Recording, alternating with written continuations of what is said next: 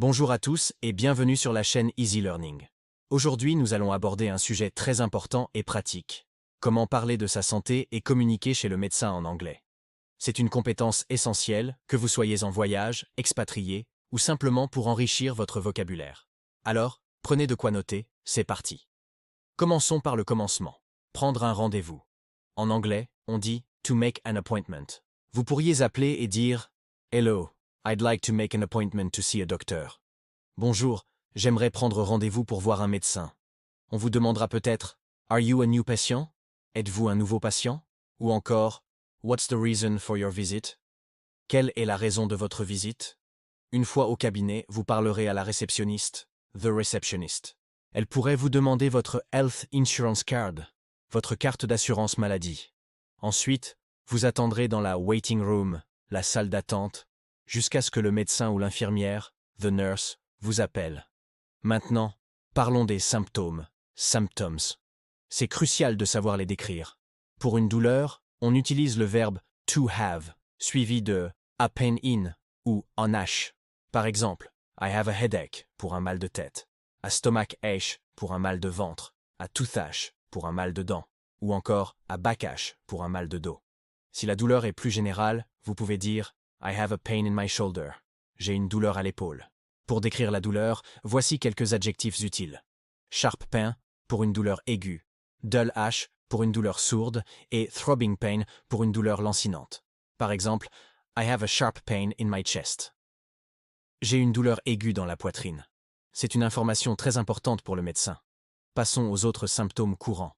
I have a fever ou I have a temperature signifie j'ai de la fièvre. I have a cough veut dire je tousse.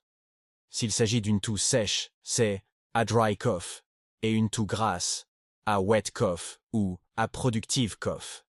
Si vous éternuez, vous direz I am sneezing. Et si vous avez le nez qui coule, c'est I have a runny nose. Pour un nez bouché, on dit I have a stuffy nose ou a blocked nose. D'autres expressions utiles, I feel dizzy, pour je me sens étourdi, ou j'ai des vertiges. I feel nauseous ou I feel sick, pour j'ai la nausée. Si vous avez vomi, vous direz I have been vomiting ou I threw up. Pour la fatigue, c'est I feel tired ou plus fort, I feel exhausted. Vous pouvez aussi dire I have no energy. Le médecin, qui peut être un general practitioner, GP, un médecin généraliste ou un spécialiste, va ensuite vous examiner. Il pourrait vous dire I'm going to take your temperature. Je vais prendre votre température. Ou I'm going to take your blood pressure. Je vais prendre votre tension artérielle. Il peut aussi vous demander « Where does it hurt ?» Où est-ce que ça fait mal? Ou « Can you show me where the pain is ?» Pouvez-vous me montrer où est la douleur? Il pourrait utiliser un stéthoscope pour écouter votre cœur, your heart, et vos poumons, your lungs. Il vous demandera peut-être de dire « Breathe in » inspirez et « Breathe out » expirez. Ou encore « Cough, please » toussez s'il vous plaît. Après l'examen, the examination, vient le diagnostic, the diagnosis. Le médecin pourrait dire « It looks like you have the flu », on dirait que vous avez la grippe. Ou « You have an infection », vous avez une infection.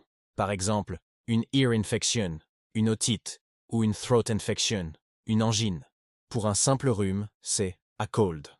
Attention à ne pas confondre « the flu », la grippe, et « a cold », le rhume, qui est bien moins sévère.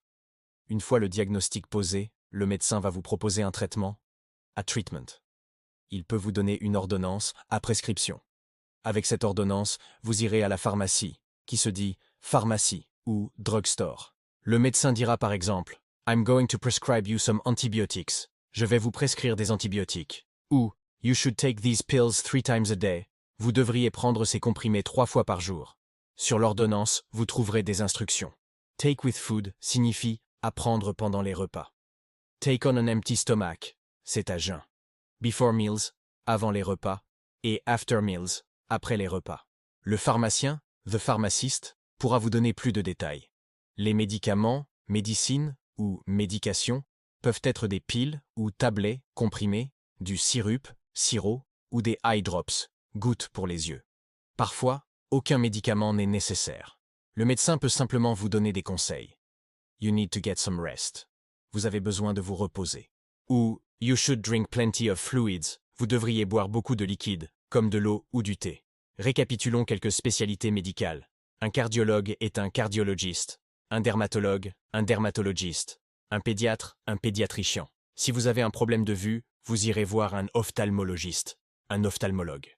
Et si vous vous cassez quelque chose, vous irez aux urgences, the emergency room, UR, où vous verrez peut-être un orthopédiste, un orthopédiste. Pour une radio, on dit un X-ray. Imaginons une petite conversation. Vous arrivez et dites « Hello docteur, I haven't been feeling well for a few days. » Bonjour docteur, je ne me sens pas bien depuis quelques jours. Le médecin demande « What are your symptoms ?»